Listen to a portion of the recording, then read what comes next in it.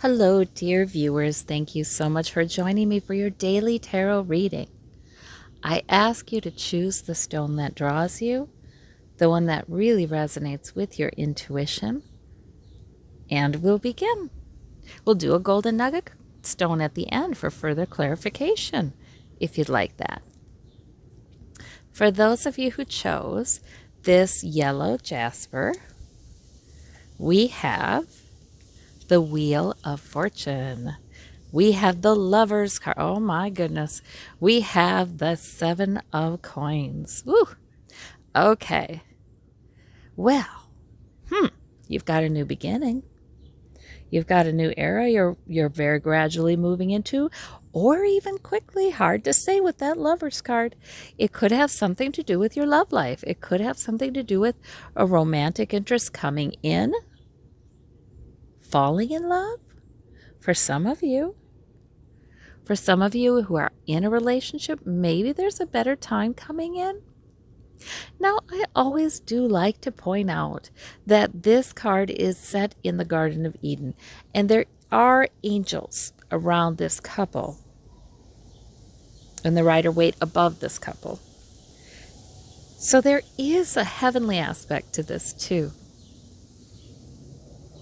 Sometimes the love that we have spiritually with Source, with someone on the other side, with our higher self, is similar to the love that a lover has. This sort of almost infatuated kind of love.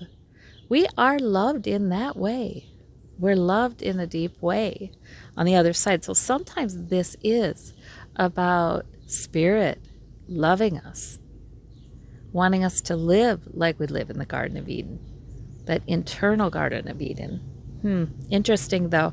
We have this Wheel of Fortune turning, and we have the Seven of Coins. There might be something about your work you're not exactly happy with, or maybe there's a lot of it, or maybe you're worried about your harvest.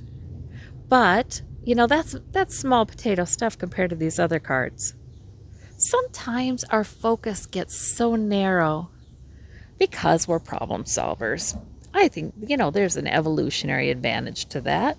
But sometimes our focus can get so narrow on our problems and our worries that we don't see this larger picture. So this might be about something big happening in the larger picture, the deeper picture. So quite interesting, quite interesting. Very nice. For those of you who chose this pink quartz, we have the World, we have the Four of Swords, we have the King of Wands. Okay, so the World is success, it's completion, I have the world in my hands.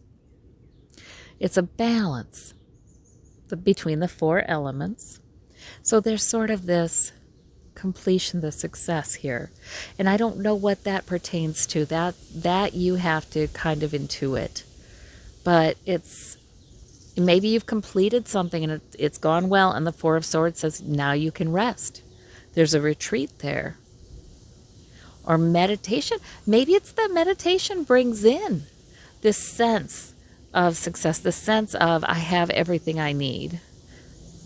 The King of Wands certainly does have successes.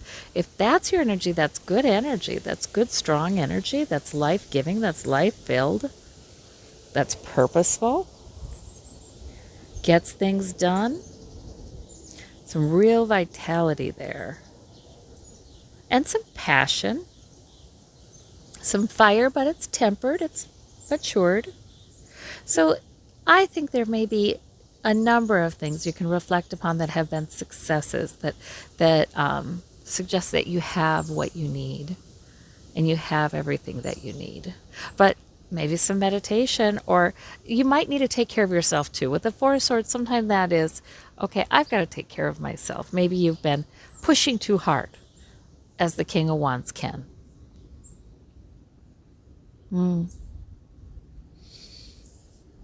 There's a little cardinal up in my tree right now.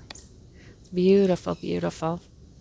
For those of you who have cardinals visit you, it's a bird I do think the angels or spirits use a lot. So, for those of you who are visited by cardinals, you need to know there's a cardinal watching over the reading.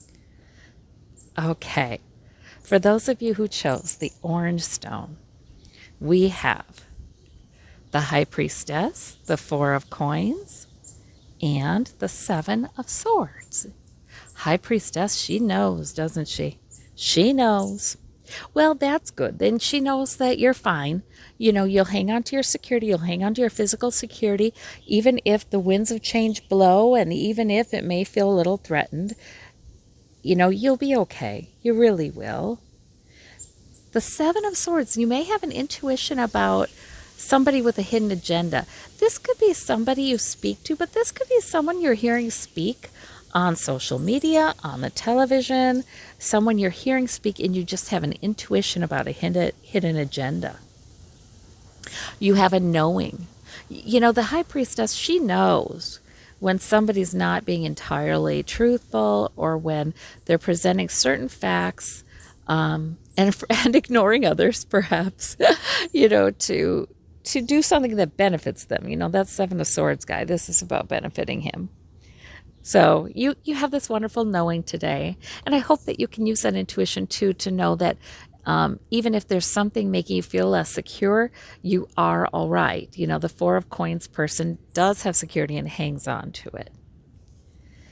Okay, for those of you who would like a little further clarification from the Golden Nugget card, we have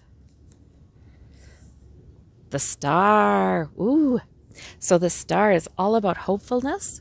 It's about knowing deep down that you have reason to hope. Sometimes it's about you're the star, being the star. In the Rider-Waite, the Star card, well, similar to this, the woman is sort of looking down and pouring out water. And that means that there might be emotion. There might be emotion. There might be big emotion even. That you're sort of letting it pour out, letting it be. And sometimes from those moments, we can find a hopefulness. We can come through that and find our hopefulness. So with the Star card, it's not like people are, okay, I'm going to be hopeful. I'm not going to think about anything bad. Or, okay, I'm going to be hopeful. I'm just not going to acknowledge my emotions. Oh no, the Star card, this is a woman who is acknowledging her emotions. And sort of in releasing them, she finds her hopefulness. And the Star comes up when we have every reason to be hopeful. So that is very encouraging. Well, I hope you have a marvelous day. I thank you all so much.